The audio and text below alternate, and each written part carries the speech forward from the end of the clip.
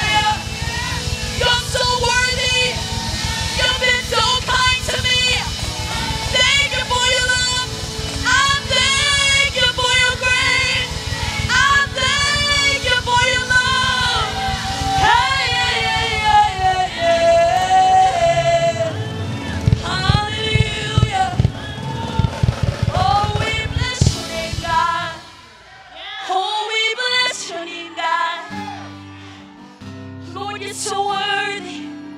You've been better to me than I've been to myself. And I just want to thank you on this morning. We just want to bring you our praise. Anybody want to bless his name? Anybody want to pour out your love on him on this morning? Anybody want to show him how much you appreciate him? Hallelujah. Come on, just lift your hands all over this place. Come on, let's be free to worship our King. Oh, we love you. We love you. We love you. We love you. Come on, somebody open up your mouth. We love you. Hey, we love you. Hey, we love you. We love you. We love you. Yeah. We love you.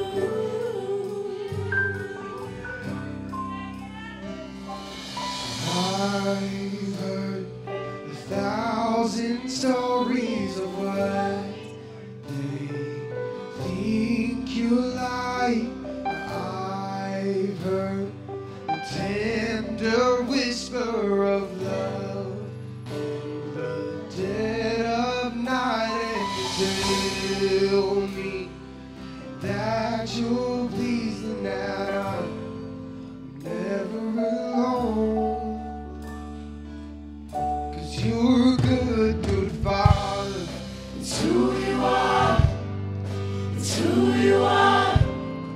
It's who you are. And I'm loved by you. It's who I am.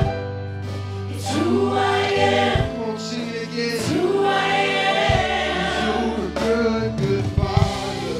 It's who you are. It's who you are. It's who you are.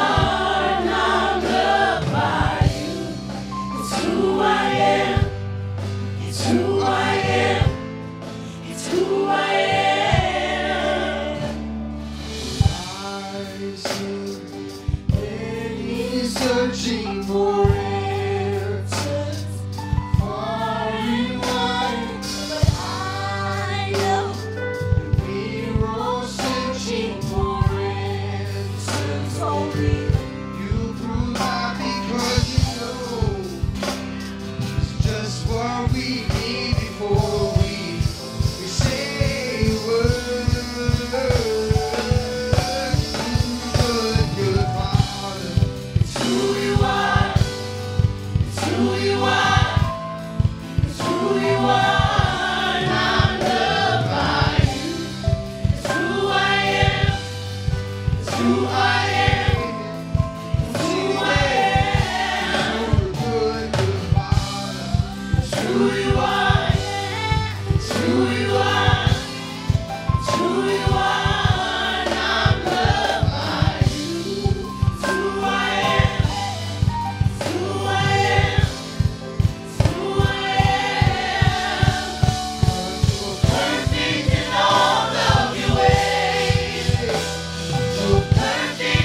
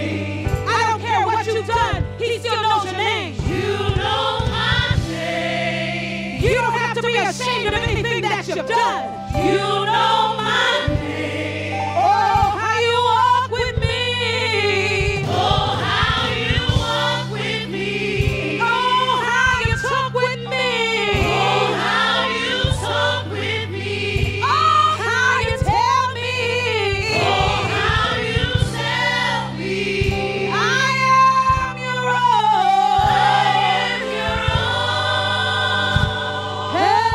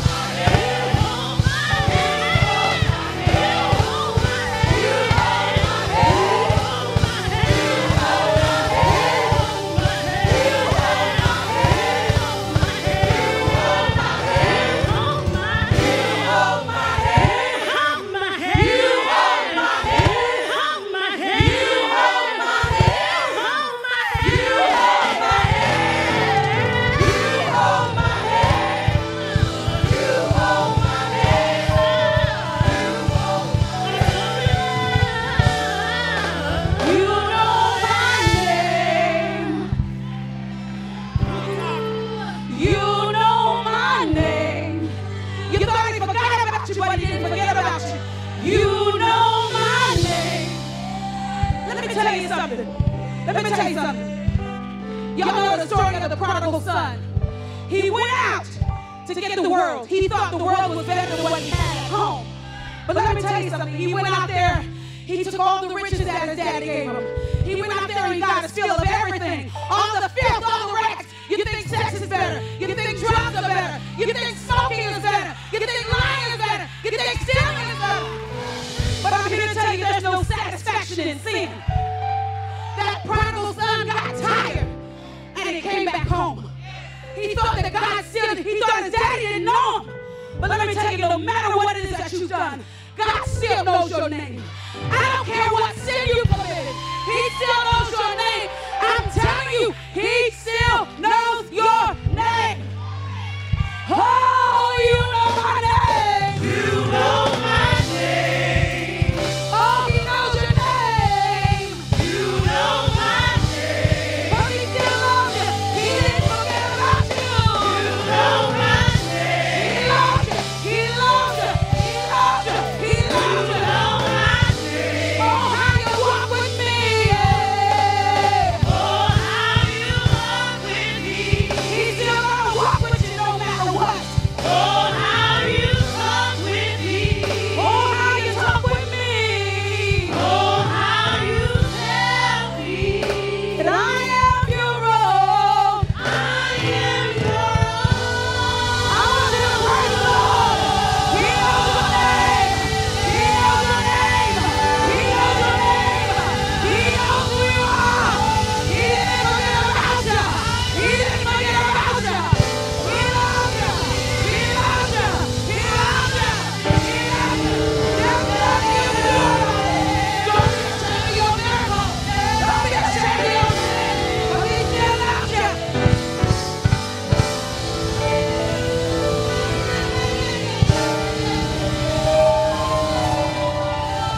He knows your name. He knows your name. Just keep praising him. Just keep praising him. Just keep praising him. Just keep praising him. Just keep praising him. Just keep praising him. He knows your name. He knows your name.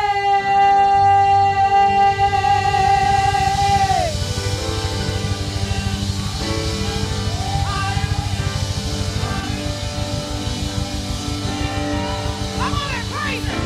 Come on and give him glory. Come on and give him glory. Come on and bless his name.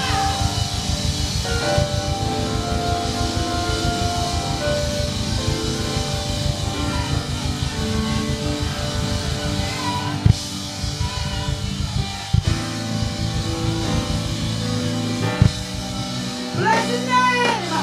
Just bless his name. Bless his name. He knows your name. He knows your name. He knows your name. He knows your name. He knows your name. He knows your name. He knows your name. He knows your name. He knows your name. He knows your name. He knows your name. He knows your name. He knows your name. He knows your name. He knows your name. He knows your name. He knows your name. He knows your name. You know my name.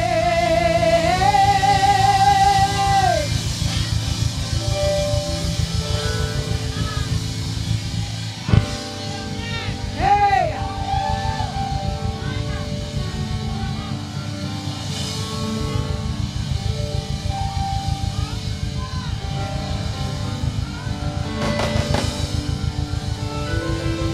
God, I thank you right now for the shift that's being done right now. I thank you for the chains that are being broken right now in your name, Father God. We thank you for how you're moving, Father God. We thank you for what you're saying in the name of Jesus, God. We bow to your word. We bow to your will, God. And we say, have your way. Have your way. Do what only you can do, God. We submit to you and we say, thank you for knowing us. Thank you for choosing us. Thank you for setting us apart, God. Thank you for saving us, God. Thank you for reaching down low and pulling us up higher, Father God. We thank that we don't take for granted. So we can just have a shout of praise right now. If we can have a shout of praise right now, I want everybody to lift up your voice right now, because he is worthy of your praise. He is worthy of your praise. I feel a breakthrough in the spirit. I feel a breakthrough in the spirit. Say what only you can say, God. We bow to your will, Father God, and we say yes to you. We say yes to you. We say yes to you, God. We say yes to you, God, because you know us, Jesus. You know us, Jesus. You know us, Jesus. You know us, Jesus. Do you still love us? Father God, we submit this moment to you. Have your will. I thank you for your sons and your daughters in this place right now. Everybody just lift up your hands and grab whatever God is dropping in your spirit. Act on it now. Faith is now. Faith is now. You already know that he knows you. You already know that he loves you. So don't be stuck in that broken place. Don't be broke. I want you to let it go right now. Whatever it is, let it go right now. If you have to speak it, let it go right now. He said whatever we bind on earth is bound in heaven. So let it go right now, because he knows who you are. And if you believe that you're chosen, go ahead and give him some praise. Go ahead and give him some praise. Go ahead and give him some praise. Thank you. Thank you, God. You may all be seated if you can.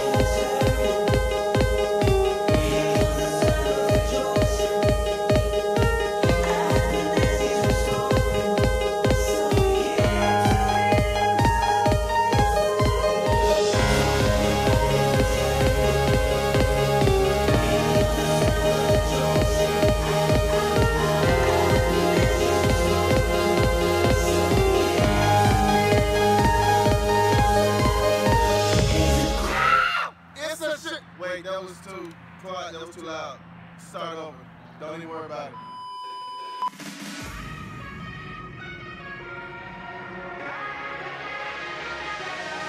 Let the bass kick in, 'cause we're ready to go. And we can't stop now, it's deep inside of our bones. You make me like a magnetic pole. It's a shindig! Yes! We are so excited. High five. That's how excited we want y'all to be. April 22nd, we are doing something for the youth here at Church of the Artist Family. See the church right there. Boom. There it is. Y'all inside. You already know where it is. From 2 to 5 after 11:30 service. 13 and up kids who want to get to know you. You get to know us as we have a great time here in the Lord. Parents, drop them off. You can say hey to us, but get out the way. Go on and have some fun. Go get something to eat, all right? I'm so excited to be with you guys. I'm so excited that I get to do life with you guys. So come see us. That's again, April 22nd from 2 to 5. Church of the Harvest Fayetteville. We're going to have food, fun, there's a lot of space out here to do a lot of stuff. We're going to see what we can do. Come out. Bring a friend. Bring a friend. Bring a friend. Believe me. Bring a friend. You might want to. I'm telling you. Yes, let's get it. Where my juice at? Where my juice? I can't get down. Somebody help me down. No. Can't you help me? No, I can't. What? I'm about to, you know what? Bye.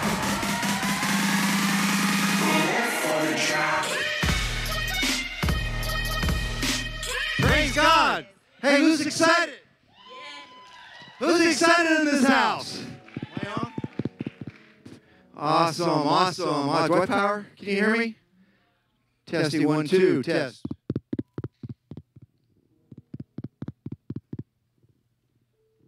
Test, test, test.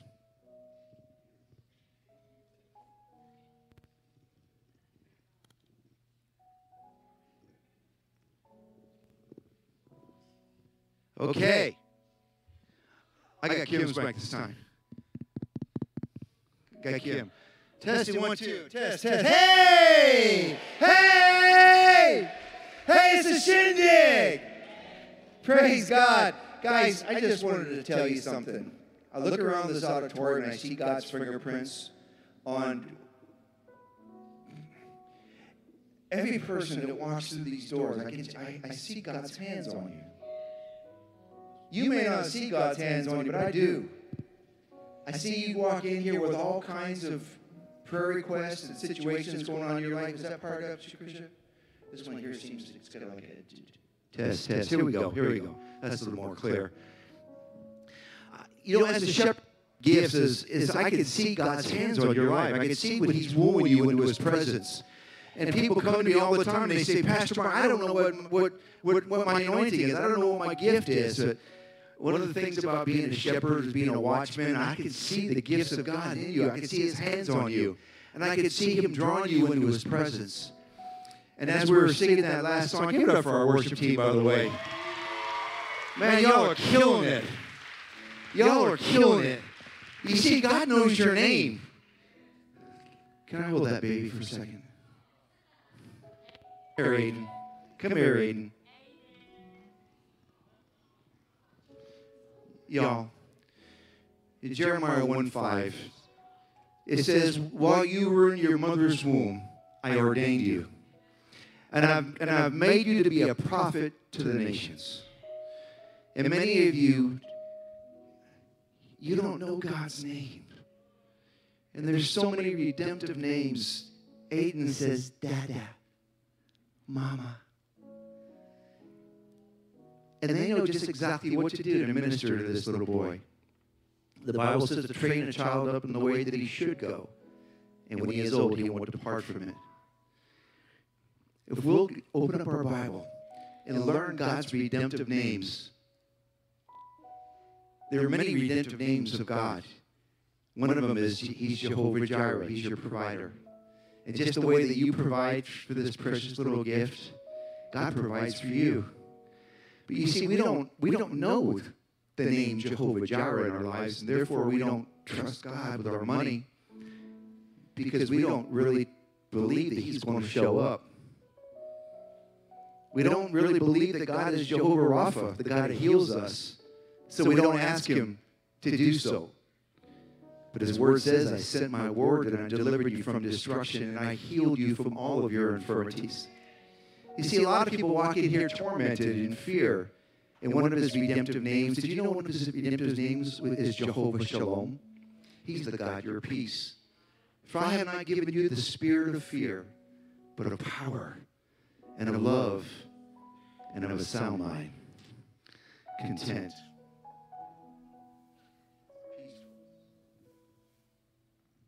He's a loving Father.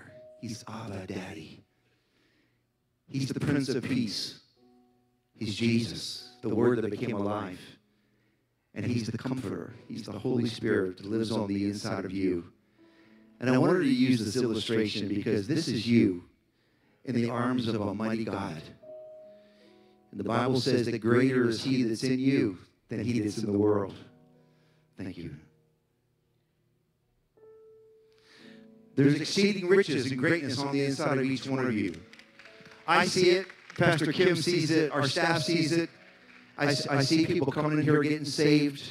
I see them giving their lives to God, and I'm seeing the gifts rising to the surface. And mark my words, y'all, this year is going to be the best year of your life. God has not called you into this house by accident. He's called you into this house because He has a plan for you. For I know the plans that I have for you, says the plans to bless you and not to harm you. Plans to prosper you and give you a future and a hope. And when you come to me and pray, I'll listen. And when you seek me, you'll find me when you search for me with all your heart.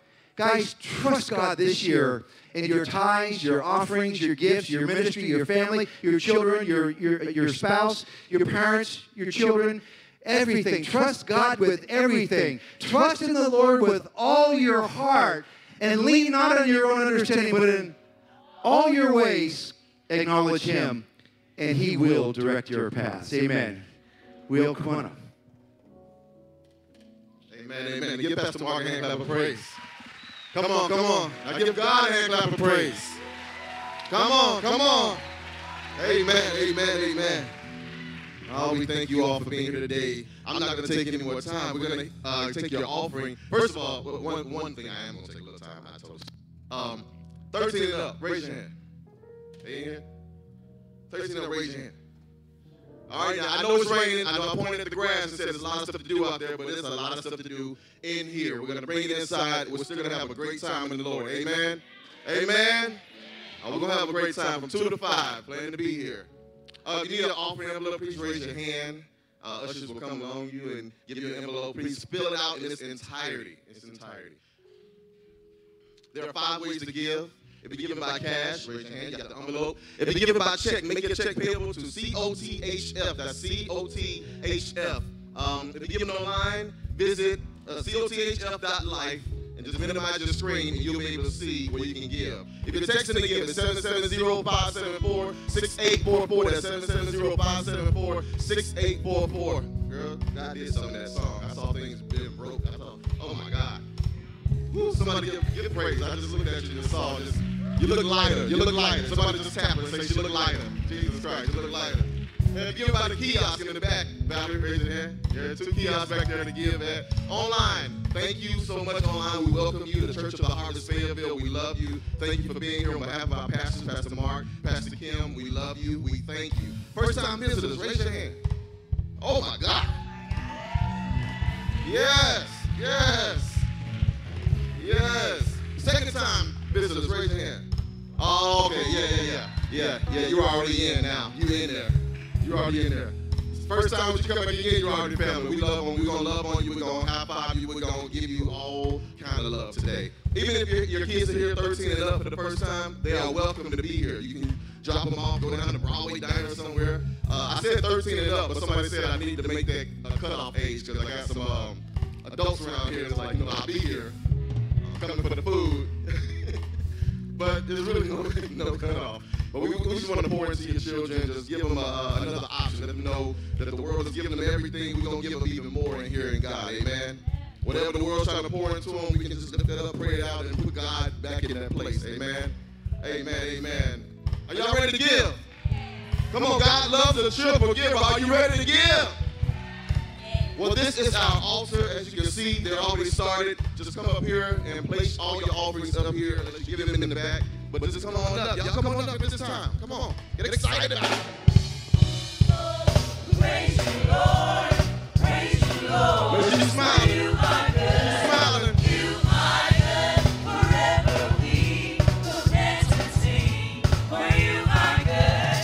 You are good. Praise the Lord.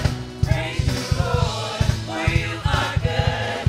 You are good. Forever we will dance and sing. For you are good. You are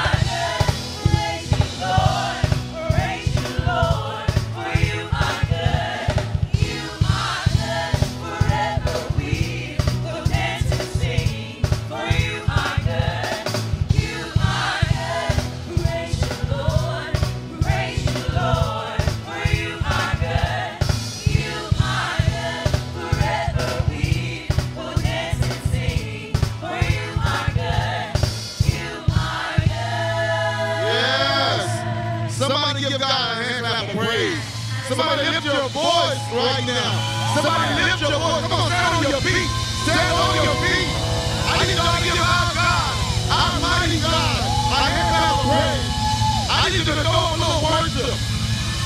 The Bible says when praises go up, when praises go up, come on, give it up, give it up, give it up, give it up. He's worthy. He's worthy. Oh, he's here. He's been here. He gave us 5 minutes, but he's here. Amen. Now welcome back again. Amen.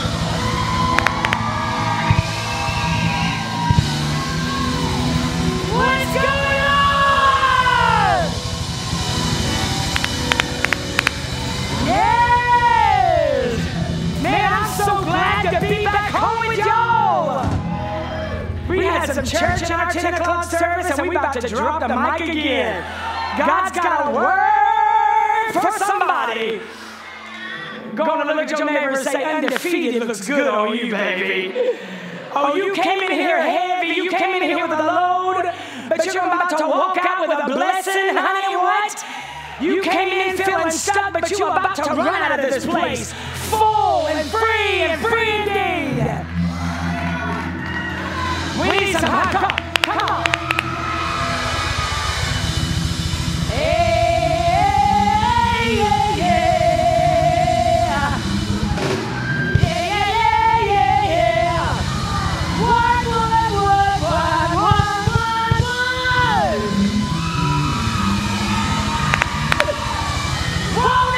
it? Come on. Y'all gotta get excited up in here.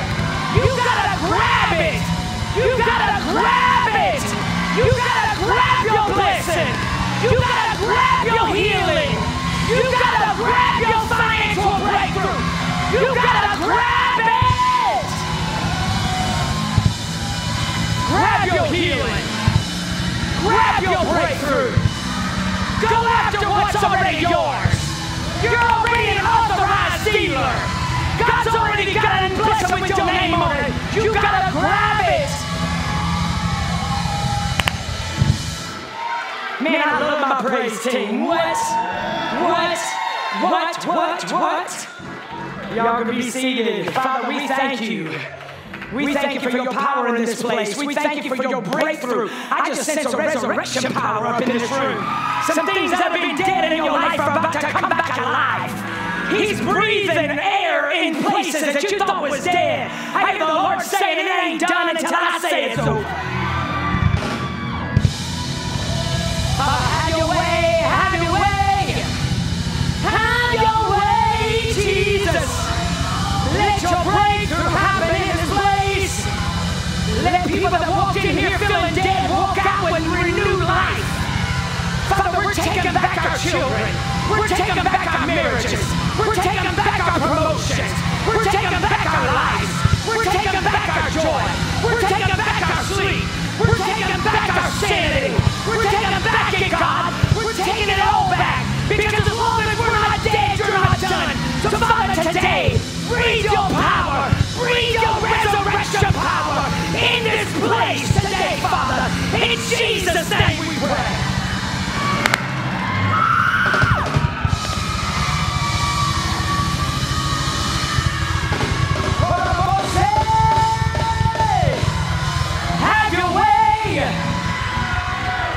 Some of y'all been letting the devil pick on you. You better find your voice. You better find your voice. The devil's had you on mute.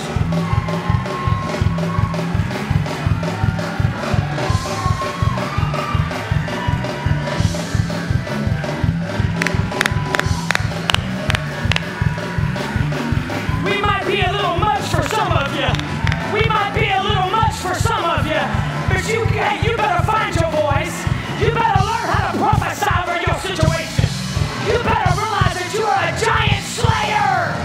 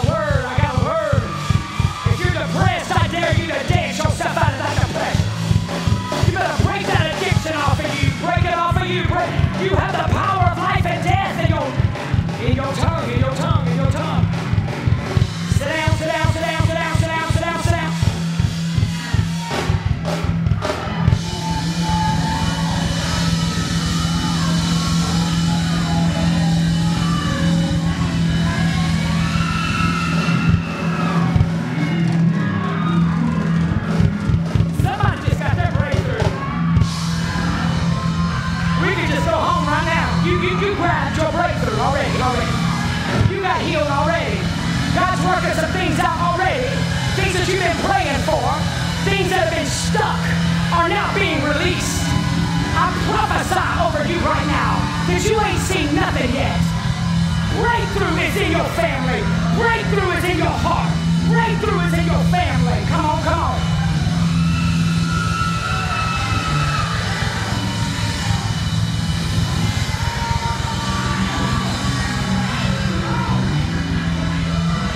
Yeah, we make people uncomfortable. I understand this is probably uncomfortable for some of you, but let me just explain what's going on right now, okay?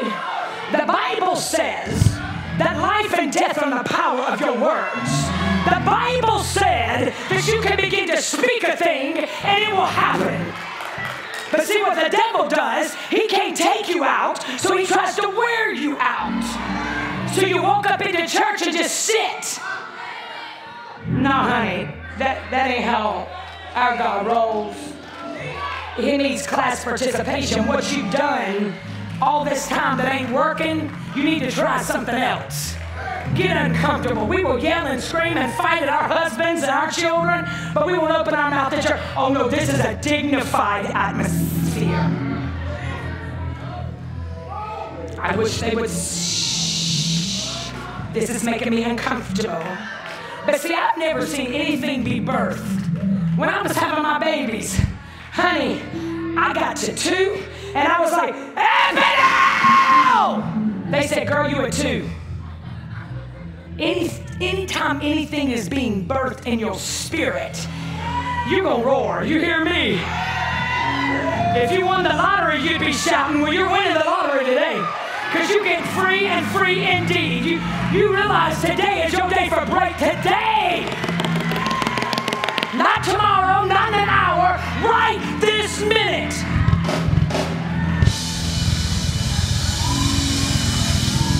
All right, I got a good word.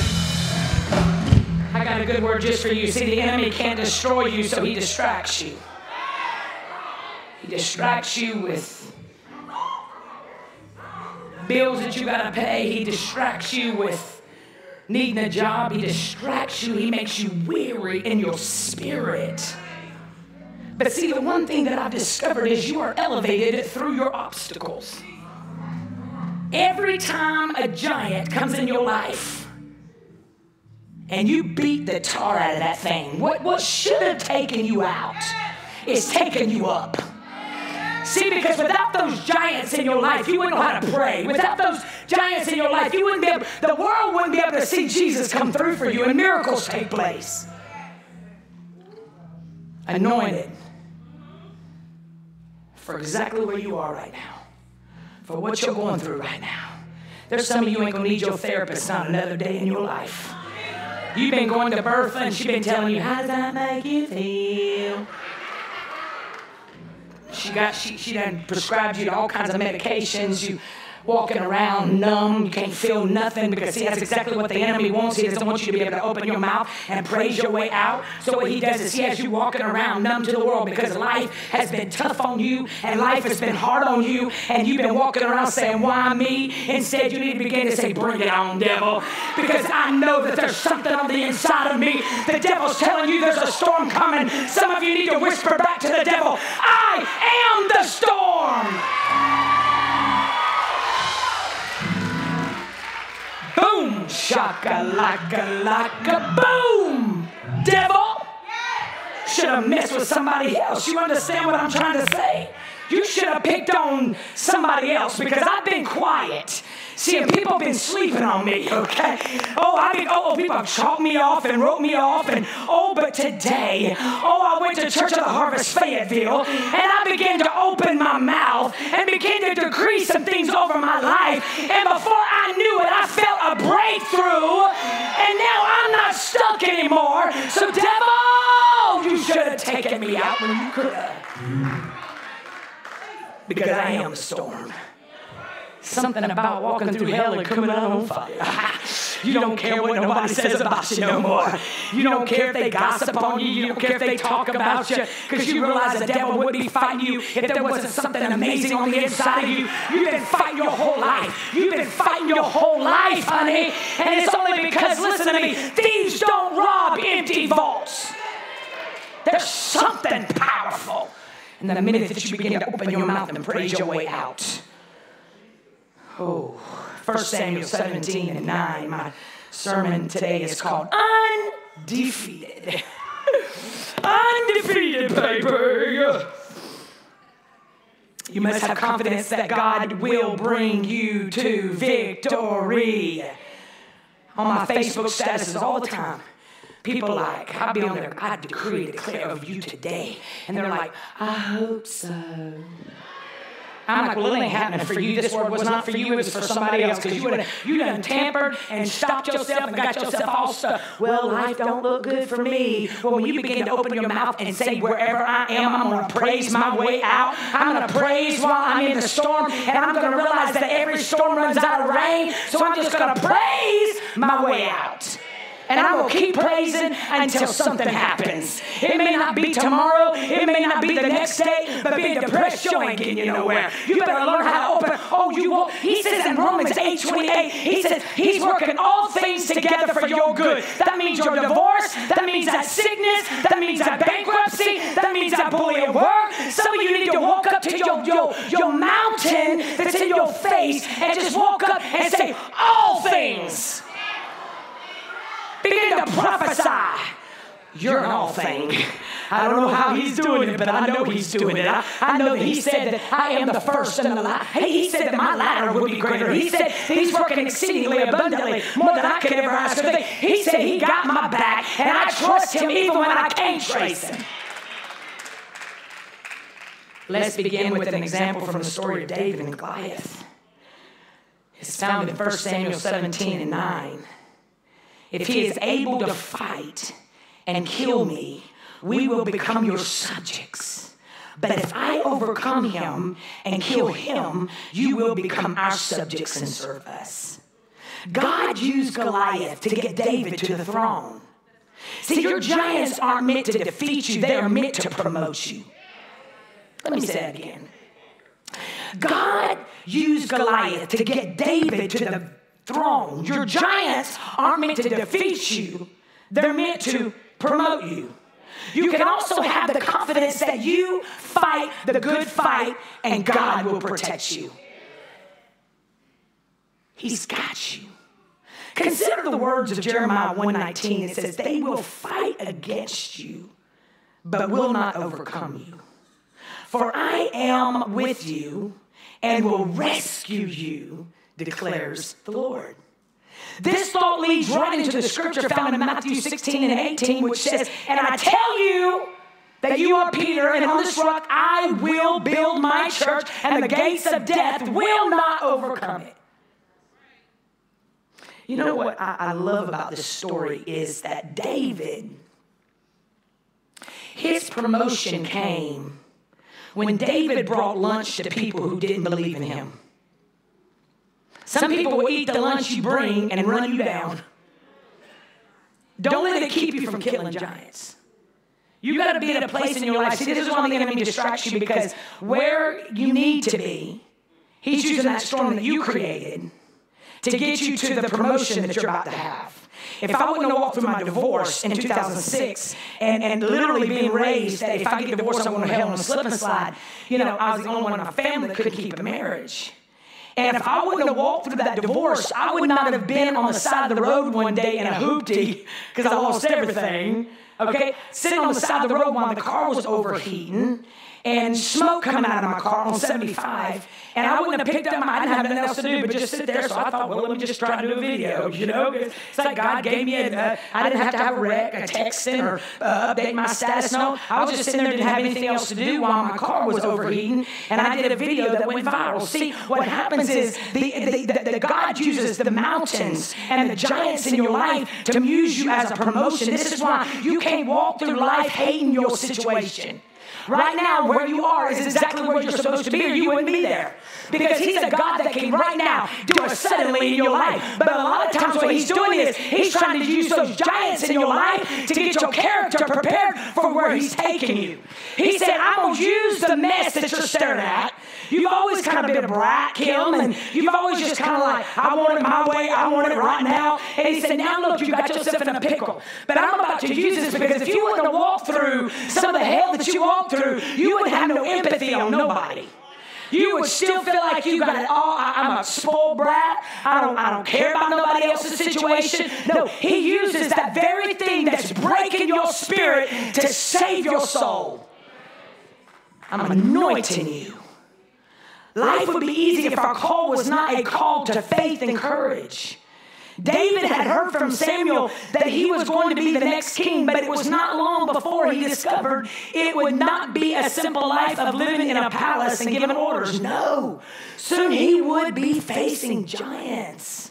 Every giant introduces a person to himself. A crisis doesn't make us, it only reveals who we really are. Y'all know what I'm talking about? Like you be married to that person for 30 years, having 5 kids with them. They done seen every part of your body. And then all of a sudden a divorce. You're like, who are you? And where have you been my whole life? Like, what? You are mean as a snake. See, what happens is when you're going through some situations in your life, you're fighting with your ex, you're fighting with this sickness, it reveals who you really are. You know those people that got all the faith in the world, but the minute they get told they got cancer, they're like already planning their funeral? They didn't got their songs picked out. It reveals what's on the inside of you. You're going to cave every time something happens, or you're going to learn to use those giants to strengthen your core. Our promised land is on the other side of giant land. Our promised land is on the other side of giant land. Giants are often tools by which God uses to prepare us for bigger things. God used Goliath to get David to the throne. The giants aren't meant to defeat you, they're meant to promote you. Let's look at what giant killers do. You a giant killer? Are you a giant killer? You ain't scared of no ghosts. You ain't scared of them predators. You're going to answer them 1-800 number tomorrow when they call, ain't you? You've been running from, getting your heart palpitating every time the 1-800, oh, you owe the money and everything, but you just, if I don't answer, it's going to go away. You better answer that call. Because, see, God can't do nothing with that. You've been praying for debt consolidation. Right now, you're on the bad birdie list. Because you won't answer the call. But when you answer the call, all of a sudden, he puts you in a list, in a pile, where all of a sudden, he can start working some miracles for you because you did your part. Giant killers don't start off as giant killers. He did not start off as a giant killer. What do we know about him at this time? He was a shepherd boy. All of his brothers were out there, and he was the shepherd boy. 1 Samuel 17, 14, and 15 says David was the youngest. The 3 oldest followed Saul, but David went back and forth from Saul to tend his father's sheep at Bethlehem, but things were about to change. 1 Samuel 17, 16 through 24. I remember whenever I had my shepherd, my out in the field experiences. Because something happens when you find yourself back at your mom and daddy's. I just started realizing that me and my husband, he was 55 when I married him. And he moved from San Diego, California to here. That was only 6 years ago. And we were living with my mother and my daddy in a 10-by-10 bedroom, the same one that I got healed in. And I told them I was only going to live with them for a year, and God kept me there for 6 in that little bitty room, and then I married Mark and brought him in the room with me.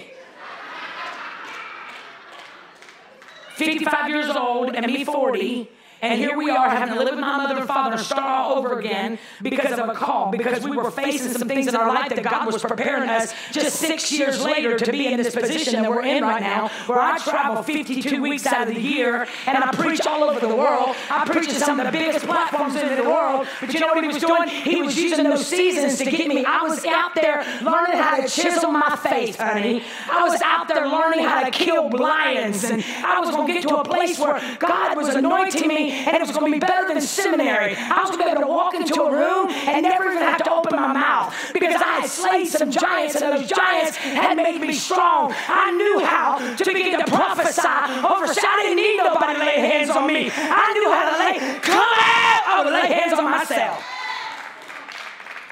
Because life and death are in the power of your words, boo. It says in 1 Samuel 17, 16, 24, that place that you're in right now that you don't understand, instead of praying and asking God, why? You need to begin to say, why not? I was built for this. God knew this was going to happen before I was ever even thought my mom's womb. He's given me grace for this thing. So instead of being pitiful, I'm about to get powerful. Instead of allowing myself to fall in a million pieces, I'm about to learn how to dance on the devil's head. You hear me? Oh, I'm going to praise him. People are going to look at me like I'm crazy. Because I shouldn't be praising God, but I'm going to praise him. 1 Samuel 17, 16, 24 says, for 40 days, the Philistine came forward every morning and evening and took his stand. Now Jesse said to his son David, take this weight of roasted grain and these 10 loaves of bread for your brothers and hurry to their camp. Take along these 10 cheeses to the commander of their unit. See how your brothers are and bring back some assurance from them. They are with Saul and all the men of Israel in the valley of Elah, fighting against the Philistines. Early in the morning, David left the flock with the shepherd, loaded it up, and set out as Jesse had directed. He reached the camp as the army was going out to its battle positions, shouting the war cry. Israel and the Philistines were drawing up their lines facing each other. David left his things with the keeper of supplies, ran to the battle lines, and greeted his brothers. As he was talking with them, Goliath, the Philistine champion from Gath, stepped out from his lines and shouted his usual defiance, and David heard it. When the Israelites saw the man, they all ran from him in great fear. Let's look at the observation here. David did what he was supposed to do. The army was not doing what they were supposed to do. What else is a giant killer? Giant killers see the potential reward if they defeat the giant. They see the potential reward if they defeat the giant. 1 Samuel 17, 25 through 27. It says, now the Israelites had been saying, do you see how this man keeps coming out? He comes out to defy Israel. The king will give great wealth to the man who kills him. He will also give him his daughter in marriage and will exempt his father's family from taxes in Israel. David asked the man standing near him, what will be done for the man who kills this Philistine and removes this disgrace from Israel? Who is this uncircumcised Philistine that he should defy the armies of the living God? They repeated to him what they had been saying and told him, this is what will be done for the man who kills him. He's like, I ain't scared of no giant. I can see him right now walking out there. Some of y'all looking at your giants, telling God every day how big your giants are. You need to walk up to your giant. Oh, I'm about to take you down today. I'm about to pull down everything holding me back. See, the army saw Goliath, but David saw God. The army saw the problem, but David saw the potential. Most people fear the giant more than the reward. That thing can't take your birthday. What else does giant killers do? They don't listen to doubting critics. They don't listen to doubting critics. The way we handle criticism will go a long way when it comes to defeating giants. How do we handle criticism? We must get away from the Eliabs. They're always trying to keep us down emotionally. 1 Samuel 17, 28 to 30 says, when Eliab, David's oldest brother, heard him speaking with the men, he burned with anger at him and asked, why have you come down here? And with whom did you leave those few sheep in the deserts with? I know how conceited you are and how wicked your heart is. You came down only to watch the battle. Now what have I done? Said David. Can I even speak? He then turned away to someone else and brought up the same matter, and the men answered him as before. Observation here. Criticism hurts when it comes from someone we love. Criticism hurts when it questions our motives. Criticism hurts when it's continual. Criticism hurts when it comes from people we have known for a long period of time. But see, you got to get to that place where you realize that I am a giant slayer. And so what happens is, whenever you get around these kind of people, listen, get by the Sauls of life. They are over us positionally. He was the king. 1 Samuel 17, 31 and 33 says, what David said was overheard and reported to Saul, and Saul sent for him. David said to Saul, let no one lose heart on account of this Philistine. Your servant will go and fight him, Saul replied. You are not able to go out against the Philistine and fight him. You are only a little boy. And he has been a fighting man for his youth. A critic is one who points out how imperfectly other people are because of their own insecurity. Do what the critic does, not do at all. For example, Saul. We must get by the Goliaths. They are over us ability-wise. 1 Samuel 17, 41 and 44. Meanwhile, the Philistine with the shield barrier in front of him kept coming closer to David. He looked David over and saw that he was only a boy, ruddy and handsome, and he despised him. He said to David, am I a dog that you come at me with sticks?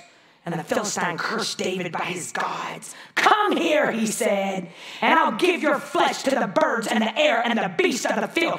Critics point out our failures. They like to remind us of our failures. What else does giant killers do? You got to get away from them critics.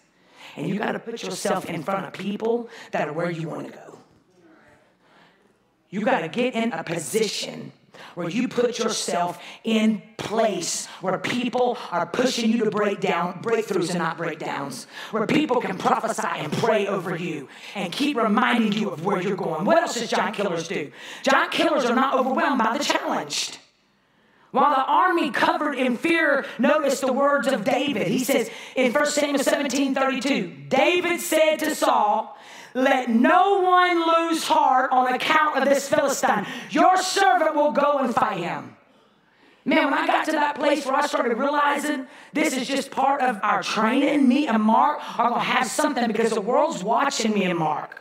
Because I had made so many mistakes in my life and created a bunch of those giants in my own life. But then I started realizing for every giant, there's a stone.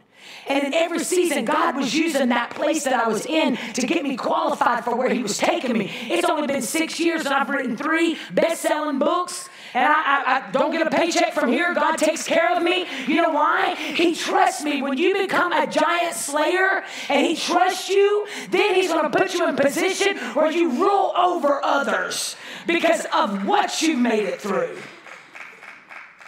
Observations about people who are overwhelmed by giants. They're overwhelmed when our giants confront us, overwhelmed when our giants have a reputation, overwhelmed when they continually show up, overwhelmed. Others on their side are afraid, overwhelmed, and never deal with the giant. Why? David was not overwhelmed because he had a passion for God to be honored. David was indignant for the way God was being dishonored. He had a desire for the reward. He had a confidence in God and himself. Giant killers build on past successes. Giant killers build on past successes. They begin to realize, God, I'm about to tap in. See, I had a legacy in these two right here. These two raised me on a church pew. So what I did was I started using that season when I was driving to Bloomingdale's, and I would put on TDJ because I was learning how to preach. You hear me? Because listen, here's the problem. A lot of times we are in the process of praying for something and waiting for a big miracle, and God is saying, I need you right here. While you're in this place where you can't hear me, you're like, God, are you really there? He knows my name. I don't think he knows my name. He knows my name. And the more you begin, the reason people were weeping in here during that song was because something happens when you begin to look at the successes. You ain't dead. You're still here. People gave up on you. You maybe ran 5 people off with your big mouth, but now in this season, God is beginning to heal you and prepare you. This is Free Life College. You're not wanting to give up anymore. You're not laying in a bed of depression anymore. You're getting up and getting ready, fixing your hair, and beginning to prepare because today might be the day that he moves you from the back of the line to the front of the line. Today might be the day that someone gives you a free car. Today might be the day that your credit score goes from 400 to 800. What? Giant killers do not try to be something they are not.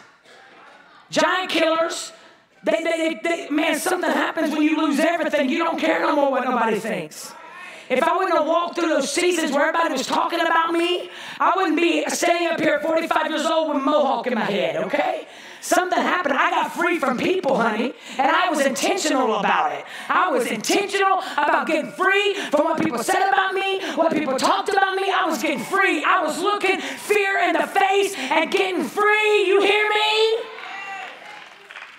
Giant killers do not try to be something they are not. He never tried to be Saul. Even when Saul remember when he put all that stuff on him? Then Saul dressed David. This is in 1 Samuel 17, 38 to 40. It says, then Saul dressed David in his tunic. He put a coat of armor on him and a bronze helmet on his head. David fastened on his sword over the tunic and tried walking around because he wasn't used to them. Then he said, I cannot go in these, he said, because I'm not used to them. So he took them off. Then he took his staff in his hand, chose 5 smooth stones from the stream, put them in the pouches in his shepherd's bag, and with this sling in his hand, approached the Philistine. I'm going to tell you something. It's like the church world all does the same thing. That's how come you got to get so confident in this season where you become who you are supposed to be, and you're in your own lane.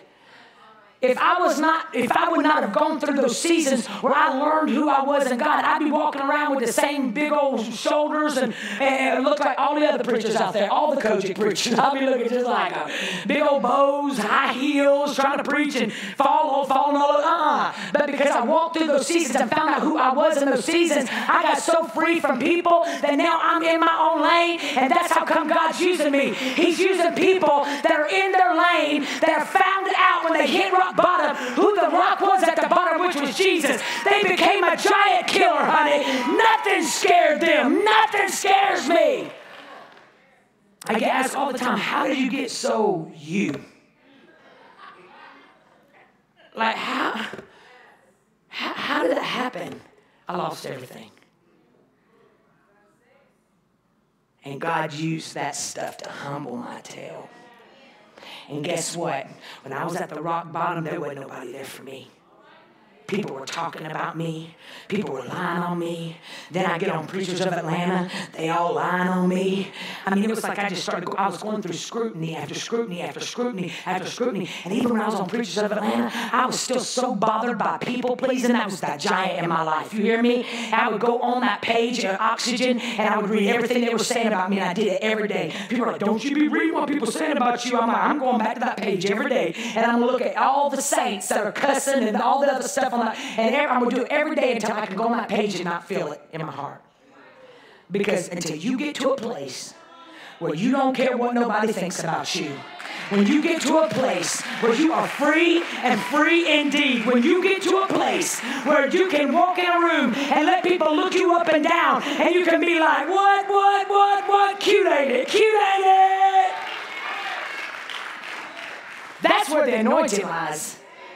We will try to hide who we are. We'll try to be invisible. We don't love ourselves anymore. We've allowed people in our life, relationships that tore us down and told us we had a big behind and a 5-finger forehead and a butt in your nose. And now we don't even feel good about ourselves anymore, and we've lost who we really are. No, you better learn how to stand in that mirror and start saying, girl, I love them thick thighs. I love that 5-finger forehead. Oh, girl, you are bad, mama jamma. You are powerful. You are one of God's favorites. I dare you to begin to prophesy over yourself until you allow those cataracts, spiritual cataracts, to be removed from your eyeballs. God only expects us to use what we have to defeat our giants. That's why you got to make it through this. You got to make it through where you're at. Some of you have been there way too long. And it is time to get up and start walking out. You are numb. You can't even pray. You can't even cry no more because you've been hurt so bad. Some of you need to learn how to begin to lay hands on yourself, because once you come to know Jesus, all old things have passed away and He's made things new in your life. You hear me? It don't matter what they say. Karma was supposed to come in your life and take you out, but instead, grace took its place. It's almost like Apostle Paul. Apostle Paul did everything they said he did, but he didn't allow them giants in his life to hold him back. No, he began to praise his way out. He began to do what he was supposed to do. And even when the people, when he got bit by that snake, and he must be a Christian killer. You know what he did? Shake that thing off and said, you watch as God uses me. That's what some of you need to do in this room. You need to start prophesying over yourself until you see yourself differently. Giant killers face the challenge with a higher purpose. He was not simply defeating a giant. He had a purpose for the victory. Giant killers are eager to win. Giant killers can't wait to make it through what life's told you is going to take you out. That generational curse on your life, you're going to break it. You're going to break it. Some of you need to start breaking the generational curse off your life so that your kid don't have to go through the generational curse. You ain't going to be an alcoholic. You can break that. God said that I've given you everything you need on the inside of you to break off addiction, to break off things off of your life. You just need to begin to see it and see yourself out of it. Giant killers are eager to win. Giant killers take those around them to a higher level everywhere they go. They make the atmosphere better. Man, I used to hate people. Okay? Because I was raised in a preacher's home, and I watched saints hurt my parents and hurt me, and I hated people. And you know what God did? He put me in Estee Lauder where I had to do makeup on one person, and I had to sit there and feel the breath hit my face. And I was mad. I was like, you are punking me and you hate me. I can't even do makeup. I was raised in a religion that said women wear makeup, they're going straight to hell. I can't even do makeup. And here you got me doing makeup on somebody. I can feel her breath and I can't stand her. And I want to get permanent marker and put her eyebrows all the way up to her hairline. That's it. You hate me. He said, you're going to complain and remain, or you're going to get what you're supposed to get in this season. This is going to be better than anything. This is going to be better than Life College, honey. This is better than going to seminary. You're about to get healed in the middle of the storm that you created. And I started watching people getting set free. I would watch as they come back in every Friday. I'd be like, oh, Lord, here comes Isabel. She bring in all the things she bought. That lip gloss, the only thing she bought. She'd bring it back, and I'd say, you bring back your lip gloss? I was feeling this big. I was broken. I was defeated. I was having to work at Bloomingdale's for $9 an hour, driving a hoopty over to 75, always overheating on the side of the road, and having to live with my mom and daddy. God, you are punking me. He said, no, you're right where you're supposed to be. Because you're a single mama. You gotta work, take care of your kids. So I'm gonna use that place that you're at. That giant in your life that's always stumped you up. I'm going to teach you how to love one face at a time. And then before you know it, you're going to love people back to life. And you're going to love little bitty millions of little thumbnails all over social media. Then I'm going to bring you a bald-headed, sexy white man into your life. And then all of a sudden, I'm going to start restoring some things. See, you got to be right where you are. You thought it was hell, but it's right where you're supposed to be. I'm about to use giant Kimberly, and I'm about to bring you full circle. I'm going to bring you out. I'm going to restore your credit. Right now, your credit can't even buy no cheese. But I'm going to get you to a place in the next 6 years while I'm putting you through the process of defeating these giants in your life. I'm going to begin to endorse you. I'm going to begin to give you a title deed that's already yours. I'm going to make you an authorized user. And boy, in 7 years, one day, it's going to change everything, because when you wanted to give up, you got up again, Kimberly. You are. Y'all are coming out of that thing. Working at Eckerd's, working at Walgreens. Got degrees and you can't even get a job because you're overqualified. You can't even pay your student loans back because you're overqualified. Because you've been needing your father to tell you good job. And he never done it. And now you got all these plaques sitting in your closet. Because you never look at those giants in your life and take back everything the devil was stealing. Job 2:25. He said, I'm going to give you back everything the devil stole. That even means the storms that you created. I don't know what giants are in your life today. But what I am telling you is that you're a giant slayer, baby. The devil's been telling you storms are coming and you're scared because you think, I can't take no more. Anybody ever been there? I can't take no more. Guess what? You did it before, you'll do it again. Because with God, all things are possible. He said, I got your back when they're talking about you. I got your back when you're facing cancer again. I got your back when your child is a prodigal son. I got your back when you had to move from a 5-bedroom house to a 1-bedroom house. I got your back when you're sitting on the side of the road with your hoopty overeating. I got your back when they cheating on you with your best friend. I got your back, baby. I got your back. You are the storm. And when the devil sees you wake up in the morning, he says, oh, crap! Here she is. Here he is. And today they're waking up a little bit stronger. They've been walking with their back down, defeated, but all of a sudden they're waking up on Monday morning and their back is getting straight and they're feeling confident and they're feeling like, devil, bring it on today. I dare you to bring it on today because I'm about to show out in God today. These people are watching me, and today's the day that I have a turnaround. Today is the day that I get unstuck. Today is the day that I stop asking for God to do my will and I begin to say, Father, have your way in my life because your way is always better than mine. I don't know what giants in your life, but if you've got some giants, don't you stand up on your feet. I got some giants. Depression, oppression, family situations. I'm so proud of our church. People are stepping out and starting their ministries, starting their cleaning services. People are stepping out and jumping. We got CEOs in this house, honey. We got business owners in this house. You're beginning to build your worth. You're beginning to build on what you got in front of you. So, Father, in the name of Jesus, I speak over every person in this room that, Father, we are not defeated.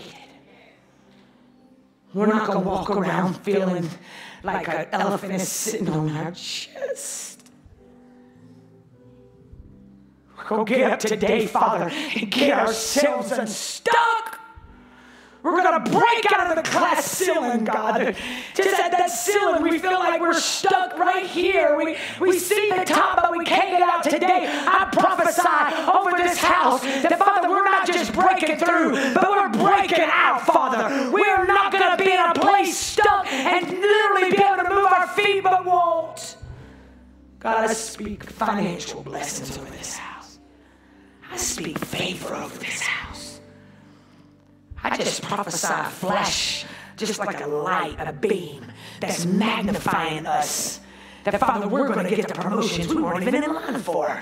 Father, we're going to get the houses we were willing to rent a 1-bedroom, but God, you're going to give us a 5-bedroom house. Oh, everything that we lost, God, is nothing compared to what's bringing into our lives. So, Father, I come, even the people that got to go to court this week, Lord, you go with them. Father, I thank you right now that marriages are being healed. I thank you right now, Father, that we ain't going to look at red in our checkbooks anymore, but God, we're going to see an overflow in abundance. Father, I speak against generational curses, and I break generational curses off of this house, that, Father, we're going to be full of generational blessings everywhere we go. We're going to be game changers and world changers. So, Father, we say, have your way. Say, Father, forgive me for getting in your way. Lord, forgive me for not believing you had my back when you really did. Father, come live in my heart. Take this pressure off of me. Take this pressure off of my heart, Father. Take this pressure off of me, God, that I'm carrying the burden, God, because oftentimes it's not the burdens that we carry, but the ones we pick up that we ain't supposed to. So, Father, right now, I thank you for faith. I thank you for faith, God. Our faith is on fleek, Jesus. I thank you right now, Father, in the name of Jesus, that we're the head and not the tail. We're the top and not the bottom. We're blessed going in and blessed going out. Father, I thank you right now for joy. And Lord, we thank you that you know our name. Some of y'all just need to tell That's a little high for me. I need y'all to sing it. Some of y'all need to prophesy yourself. He knows my name. Come on. Prophesy yourself. He knows my name. And I want you to sing it like you mean it. Come on. Can't nobody prophesy over you like you can. Come on. Oh, how he talks with me. Oh, how you tell me I am your own. You got his DNA, baby. Come on, we're about to leave this place, but I need you to get your faith. Get your faith built up right now. You're about to walk out in the world. Get your faith built up. It don't matter what you're facing today. You got this. Come on, some of you need to prophesy. I don't even care if you can't sing. Open your mouth and sing. You know my name. Come on and take it back. Take it back. Oh, how you walk with me. Thank you for having my back, God. Oh, how you talk with me. Father, thank you that our faith is activated. Oh, how you tell me. Y'all feel it? I just saw in the spirit. Some of you had your little checkbook out, and every day you're telling God how big your balance is. I ain't got it, it's all in the red. But I see this week a breakthrough happening in your life. You can't come to this church and struggle, because what's on me and Pastor Mark is dripping down on you. And what would normally take 6 years is going to take 3 years. What would normally take 3 years is going to take 1 year. This is your year of breakthrough. And not just a fake breakthrough, but a real breakthrough where you can say, look what God has done in my life. So as you leave today, I want right now in the spirit. I count to 3. I want you to put a praise on it. I want you to praise God.